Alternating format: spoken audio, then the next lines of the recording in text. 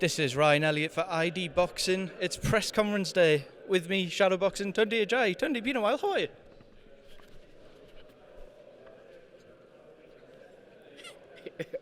You see the moves? It was fast. If the trader's like this, can you imagine what the fighter's been like? How you doing, sir? Good, thank you for asking. Now, obviously, we're here. You've got fight news. I know you only like to really come on camera when there is a fight to be had. Anthony Yarde back this weekend. We'll come on to all things Beterbiev. But firstly, Koykov, got to get him out of the way Saturday night. What does he offer? Absolutely. You know, I was saying to one of the reporters earlier, this is probably the hardest as a trainer in my training career that I've ever focused for a fight. Not necessarily because of the particular individual, but because of where we are in our careers, myself and Anthony. You know, and this is the elite. You know, we're at that level. We've been at that level since Kovalev, to be honest with you. But, you know, time has elapsed, and the guy in front of us on Saturday, we've taken him very seriously. When I looked up Koykov on BoxRec, it said he was only like 5'9.5". He looks a little bit bigger today. Like, what are you expecting from him? I thought he was going to be taller. Yeah, funny enough, but he looks smaller to me. You know, Andy's a unit, as we know. I mean, height doesn't, to me, if you know how to box, height really doesn't really come into boxing. It's all about skills. You know, skills pay the council tax. Yeah, we'll see. You know, listen, we've done this many times. You know, opponents looking in the eyes and rolling their eyes and grunting and stuff like that. We just take it in our stride. You know, Anthony's going to do a job on Saturday night, and it's exciting. It's so exciting to have him back. You know, where the BT subscribers get an opportunity to see who I've always said is the most exciting, one of the most exciting light heavyweights in the world. This is the first time in his professional career where he's only fought once in a year. This will be his first fight of the year this weekend. Would you be quite happy to see this go a few rounds given what's on the horizon? 22 wins, 21 knockouts. Anthony's not in the job of... We've done that once before, and that was a lesson for us. You know, despite what was going on in Anthony's life at the time, you know, we were confident with box, and in a rematch, Anthony showed you what he's about. And I expect that if the fight goes one, I'm happy, because then we can quickly turn our attention to a massive fight. So I don't believe in that rounds business. You know, how many times have you been watching boxing and it's a 12-round fight and you think, oh, you start itching your head after round 7, like, come on, man, let's get this, we want to go home. You know, and Anthony's one of those fighters, he just brings pure excitement from the ring walk to the actual first bell. So we'll wait and see what happens on fight night. Anthony has been through a lot in the last few years. I was asking him about how he's changed since the Sergei Kovalev fight in particular. Inside the ring, he's had a lot going on outside the ring. When you look at Anthony Yarde day in, day out now, how is he different to when he went into that Kovalev fight? You know what? He's even more fun to work with in terms of his own personal being. You know, Anthony's a person, he's a high vibe individual, full of energy, always smiling, always laughing. He doesn't like any form of negativity around him, hence why we don't have a camp.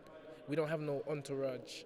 For years, from the start, we've never really had that. We've had people, anybody you hear shouting have been in our camp, and it's never been massive. But mentally, physically, spiritually, he's tremendous. And I don't really want to talk too much, but what I'm seeing is sensational, and I can't wait for Saturday night to actually see him put it into play.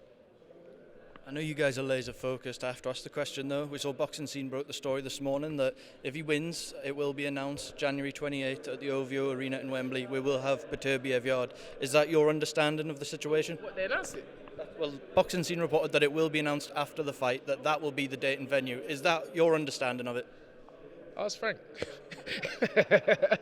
Frank's a promoter. I'm not the promoter. I'll just do the work. I'm the manager and I'm the trainer. You know, I was saying, the great thing about our team and why I feel that Frank has always, he always wanted or wants the best for us is because we mind our own business. I don't get involved in business that doesn't involve me. And so, look, you're telling me about this scene, that story that's broke. I don't know about that. Frank will phone me or say, Tun, this is how it's going. Frank has not phoned me and told me any date. Although, we've heard, but the focus must remain same. But what a prospect, eh? What a prospect. A young man, no GB backing or no Olympic pedigree. You got to see what has really taken place thus far in Anthony Yarde's career, and myself, because I haven't come from that pedigree. Within 4 years, Anthony Yarde fought for 1 world title, which is amazing. Went on to Russia and fought arguably the best light heavyweight of the time, a Ring Magazine Fighter of the Year twice. Yeah, after only 4 years as a pro and 12 amateur fights, and to just highlight the fact that we've worked harder. All right, cool. So you get to this level, it never went up. Let's work harder. There's no blaming anybody.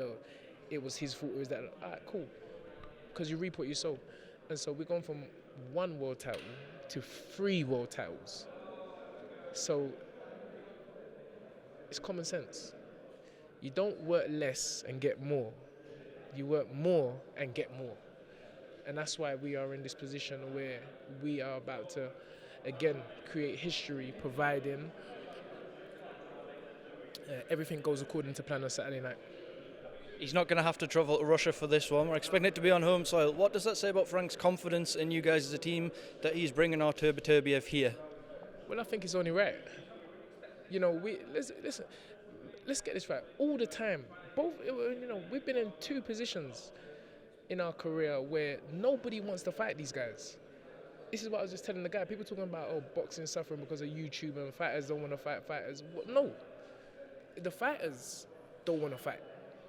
Yeah, the fighters, because how comes Anthony has got into these mega fights? These are big fights, and because Anthony wants them, and I'm backing him all the way, and I'm doing what I have to do as a trainer. So it's just I've lost my chain of thought. It's just a brilliant position to be in again. Artur Beterbiev, while a very good fighter, no man is unbeatable. We know you guys always like to train for the knockout. Attitude exactly the same for that fight? Well, we got 22 fights and 21 knockouts. And we've only worked harder throughout our career. So it's a mindset.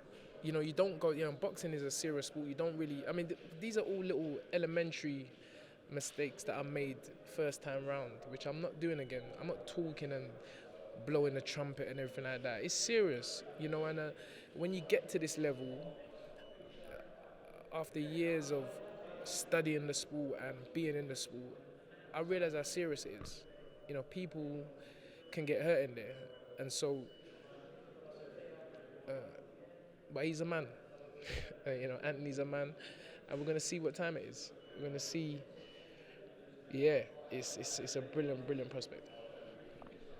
We've spoken to both Anthony Yarde and Joshua-Usyk within the last month. Joshua-Usyk firstly told us that the name he always gets mentioned to him is Anthony Yarde, and he does want that fight sooner rather than later. Anthony Yarde, when I spoke to him earlier, is adamant that fight will happen at one point. How big a fight will that be when that eventually happens? It ain't bigger than Anthony Yarde versus Kovalev. It ain't bigger than Anthony Yarde versus Beterbiev. I'm still waiting for him to fight somebody. And that's not being disrespectful or anything. Like, he's a great fighter. And as I said, Anthony has said it's going to happen. It's not me. Anthony has said it's going to happen. So I don't want to talk about people's business, but let's get it right. Anthony had 12 amateur fights, no GB record. Nobody's telling him, you shouldn't fight that guy, I don't want him to get brain damage. Nobody's saying that. So it makes you wonder, are people just looking for what they think is an easy fight? or do they really want to fight? These are just normal questions that I have to ask as a trainer. Like, why don't you want to fight anybody? You know, and that's just my thing. I think it's going to be a massive, massive fight, but the young man has to do something, and that's just me being real. Anybody, look, where we're from, London. I'm originally from South London. He's from South London, but I'm over East London now. So everyone mentions that fight, so it's obviously carrying some weight. But it just doesn't work like that. Talking don't get you fights. You can talk, and that's why I don't talk about that fight. The question asked me, then I answer. I don't talk about the fight. If you've done what you're supposed to do, then the fight will happen. It will be an amazing prospect. He wins a world title, fights Bivol, Anthony Yarde, 3-belt champion. Bingo. Great fight. One final thing I wanted to get your thoughts on. We're 2.5 weeks out from Fury Chisora 3 now. We thought we might get Fury-Joshua. It hasn't happened. The trilogy is what we've landed on. What do you think of the fight? Good fight. I'm happy for Derek. I'm even more happy for Don Charles. You know, Don is just an honest man, and he loves Derek.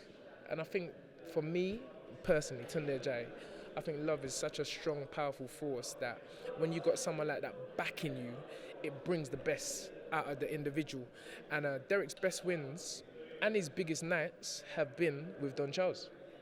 So fighting for the WBC title at this stage of his career is magnificent.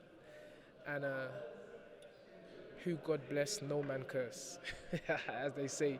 So all the best to Derek. I know Spencer's been at the gym. Spencer Fearon, that's it. Spencer's been at the gym watching him spar, and the reports that I'm getting is Derek's coming to fight. So I know what people are saying about, you know, he's already convincingly beat him twice, but things change. You know, unmotivated Tyson Fury, a motivated Derek Chisora. Derek's got more to gain and less to lose, and Tyson's got more to lose. Yeah, he's got more to lose and less to gain. Tunde, thank you for making the time for ID Boxing. I'm sure we'll catch you after the fight. Yes, sir. Thank you very much. Right, thank you, Tunde. Appreciate it. Excellent. Come on.